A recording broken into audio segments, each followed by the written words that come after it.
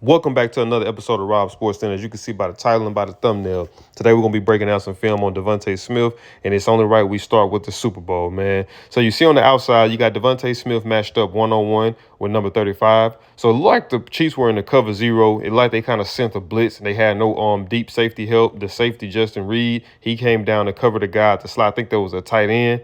Yeah, so when the tight end released, he came down to cover the tight end. So it just was a one-on-one matchup on the outsides with Devontae Smith, and then with A.J. Brown. And obviously, Devontae Smith just did a phenomenal job at winning his route from the beginning. I mean, he didn't really do nothing too fancy off the line of scrimmage. Honestly, the corner kind of gave him a free release, and I'm not quite sure if the corner was trying to play in trail position or what, but trying to play in a trail position against a receiver that's explosive as Devontae Smith more times than not is not going to end out in your favor, and you're going to end up with results like this. So he just does a phenomenal job at just being able to stack the corner and just separating for him, and Jalen Hurts just puts the ball in the pocket. He does a good job at being able to track the ball in the air and secure it for a touchdown catch. So you got the Eagles lined up in the bunch formation right here, meaning that they kind of got everything tight and compressed and trying to put stress on the defense in terms of communication to try to get favorable mismatches or to just try to be able to create opportunities down the field, just like how they did right here. So you got Devontae Smith, who was lined up in a much tighter split than what we seen on the first play. He's kind of lined up right there on the outside of the number. So, like from a cornerback's perspective, I always say, like, when you're looking at a receiver split, just kind of, be observant of that because they can kind of give you an indicator of exactly what it is he's trying to do. If he's lined up closer to the line of scrimmage in a much tighter split, more times than not, he's trying to work his way towards the outside. So that's basically what he did right here on this play. He kind of just like he ran a fade route. So it looked like he kind of came off, like, I wish I could see the whole camera angle, but based off of like how I was looking at his release and him stemming up the field, it looked like he kind of sold and drifted as if he was going to possibly run a post and probably kind of ran like some type of little sluggo to try to catch the defenders off balance to be able to create opportunity downfield.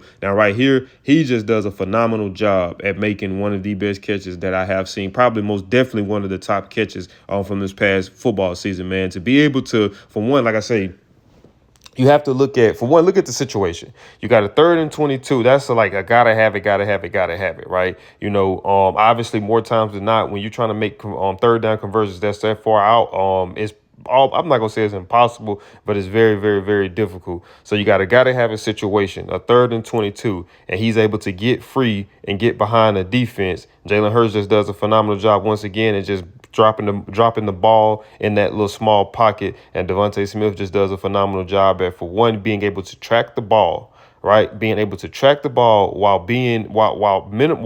with minimum separation. There's not a lot of separation on this play. Let's look at it again. Like, look at how tight it is. There's not a lot of separation, and plus you're in the red area, and now you got the back of the end zone that you're having to work with. So he's able to track the ball, and then not only track it, make a ridiculous one-hand catch, and not only make the catch, man, get both feet in bounds. Like, I don't think a lot of people realize just how difficult that is in an in-game situation to be able to track that ball in tight coverage and have to work against the back of the end zone and make a diving one-handed catch and get both feet in. Like I said, this by far was one of the best plays from this past season.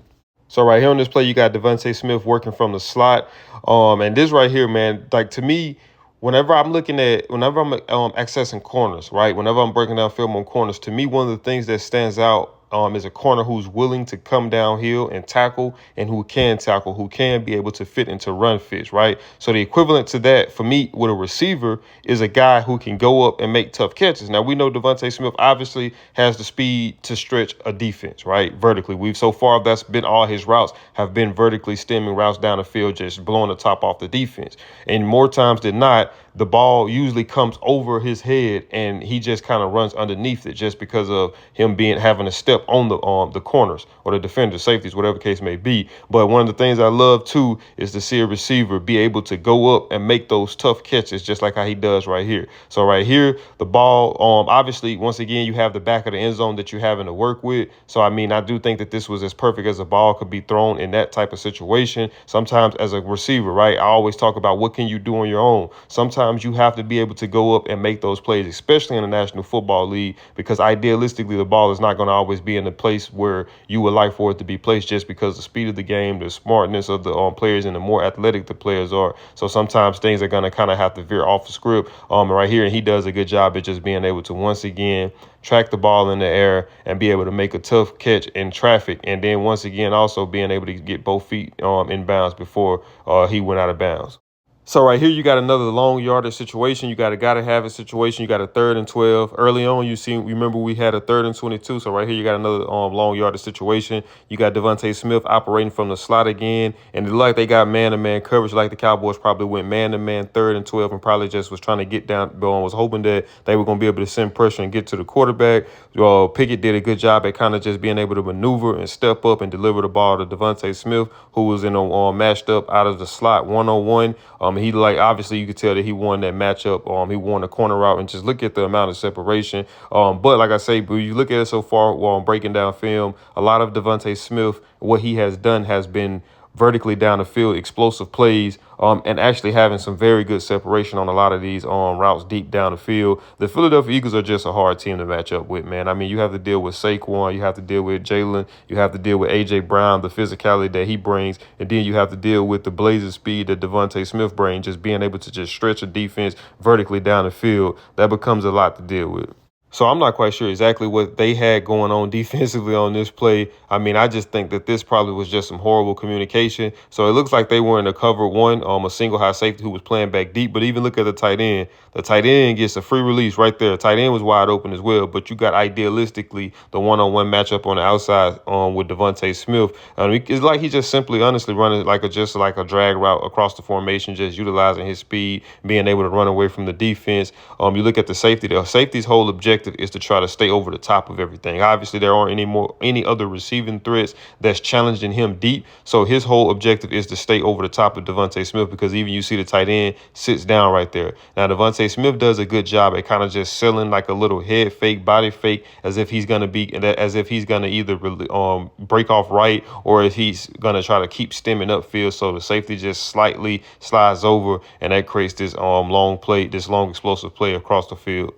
So right here, we got another explosive play, but this is a different type of explosive play so far from what we've seen. Majority of what we've seen so far has him been attacking vertically down the field and just making big plays, blowing the top off of defense. Right here, he just runs an underneath route. Now, granted, this right here is one of those situations where, communication should have been had to where either they had pass offs. Whenever you see offenses lined up in bunch formations, especially when you're going up against a team who runs man, who likes to run man like Cleveland, lining up in bunch formations and kind of just creating like little, pick routes, basically running like drag routes, shallow routes across the middle. The objective is that to try to make it to where a defender has to try to avoid running into his defender or another receiver to stick to his man. And right here, you see he kind of got jammed up right there. And then you look at the tight end, kind of gave him a fake. He didn't actually get in his way. He gave him a fake as if he was, and that's all he needed to slow the defender down. And it just was pretty much catch and run at that point with Devontae Smith. But Devontae Smith does have that playmaking ability to where you always hear me talk about certain guys to where they can take a 3-yard slant 50 yards for a touchdown. They can take a hitch 50 yards for a touchdown. They can take a simple out route 50 yards for a touchdown. He has that explosive play ability to be able to take short routes like here, given opportunity down the field for explosive plays. So this play right here, man, I like this play. It's a little different from what we've seen. We're so used to seeing him attacking down the field, so far from what we've been watching in film. It's been a lot of vertical things down the field, opposed to the little underneath route we've seen in the previous clip, where they kind of ran like a little natural pick and rub route to be able to get him free, to be able to take that pass the length of the field for a touchdown. But right here, he does a good job at just being able to kind of sit down. The corner kind of fades off of him, so he pretty much just ran like it looks like a deeper hitch. Jalen Hurts does a good job at just being able to step up, roll out, to create a little bit more time and get him the ball. And watch, when he gets the ball, he catches, boom, tuck, high and tight, and gets upfield. So you always hear Coach Belichick talk about ball security is job security. Whenever you have that ball in your hand, whether you're a quarterback, whether you're a running back, whether you're a wide receiver, tight end, doesn't matter. Whenever you have that ball in your hand, you have the fate of the organization in your hand, right? So you want to make sure that you protect the ball, and he does a good job at that. But it's crazy because, like I say, most of his plays that we've seen have been touchdown catches. So it hasn't really been a lot of catch and run. So you would think that, okay, man, he might be a little sloppy with the ball handling, but right here, you see that he has the fundamentals. You could tell that's something that he drills his ball security. Like I said, he just does a good job of just being able to catch it with his hands, be able to tuck it high and tight, get upfield, and fight for those extra yards to get the first down on that 2nd and 20. So right here, once again, you just see the explosive downfield play. You got 29 seconds left in the half, obviously, right? From a defense perspective, your whole objective is going to be to not give up what you see right here. And that's a touchdown going into the half, considering where you at in terms of the game already being 17-7. But man, Devontae Smith, once again, he just does a good job at just being able to separate. So look at this play right here. So Kenny Smith didn't take too much time. He basically had like a little 3-step drop, and he had that thing let that thing rip. So that pretty much tells you, I know we can't see it based off of the broadcast view, but that pretty much tells you that from the beginning, he just had the cornerback beat. I'm pretty sure that it might have been something he might have done, like maybe kind of do like a little head fake going as if he was going to go inside and stem back upfield. And that's what led to him being able to create as much separation as he did. And then it could have been him just flying past the cornerback as well. But like I say, man, that's one of the things that makes the Philadelphia Eagles so hard to match up with, is because you have so many different weapons to worry about, from Jalen Hurts to Saquon Barkley to AJ Brown, and to the ability that Devontae Smith has to be able to hurt you deep down the field for those very explosive plays over the top.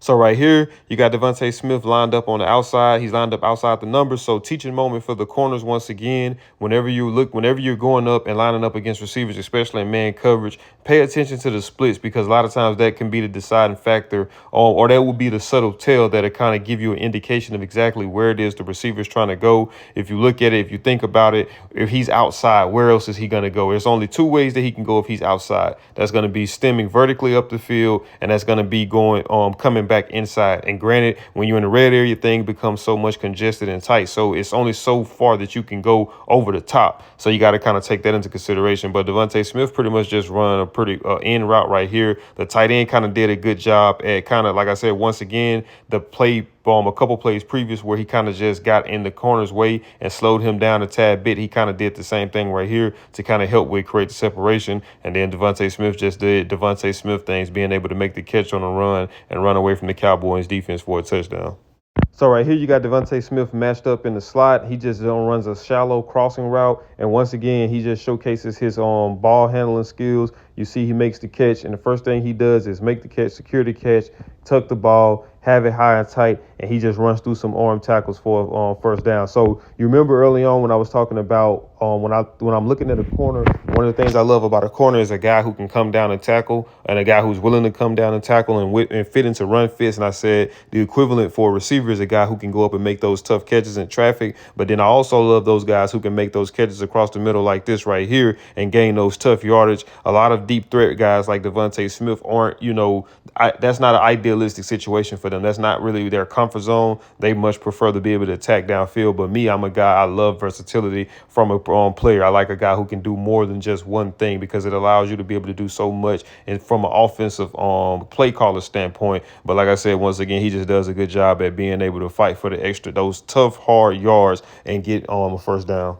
All right, man. So right here for the final play, you got Devontae Smith lined up in the slot again, matched up in a one-on-one situation with number 1. Now, teaching moment for my young receivers, right? So what do I always say? What's been the theme of my videos the last 3 clips that we have on the last 3 film sessions we've had? Utilize your hands for much more than just catching. And right here, Devontae Smith does a good job at that. And also, to be decisive with your moves. Don't sit there and try to dance and skate for too long, because the higher that you get up, the much less time that you have for those quarterbacks to be able to get you the ball because of pass rush getting there. So you have to be very quick and decisive with what you do. And Devontae Smith just does a good job at that. You see he comes off the line, gives him the little Hakeem Olajuwon dream shake, and then is good with his hands at the point of attack, just being able to swim over the top of him and be able to get inside for an easy pass completion. So, man, there's a lot to like about Devontae Smith. I think that one of the things that kind of surprises me is that when you look at his size and his stature, you automatically assume that he's a frail, fragile receiver. But I think one of the things that I noticed that he does have a level of physicality to him, like on a couple of those clips that I pointed out where he just was able to catch the ball, tuck it high and tight, and get upfield and fight for those tough yards.